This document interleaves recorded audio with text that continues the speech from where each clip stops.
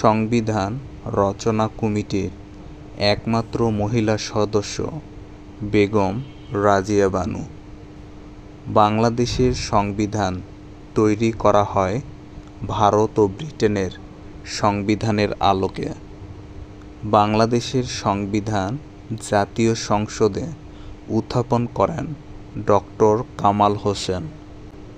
সংবিধান সর্বপ্রথম গণপরিষদে উত্থাপিত হয় 1972 সালের 12 অক্টোবর। সংবিধান গণপরিষদে গৃহীত হয় 1972 সালের 4 নভেম্বর। সংবিধান কার্যকর হয় 16 ডিসেম্বর 1972 সাল। সংবিধান দিবস 4 নভেম্বর।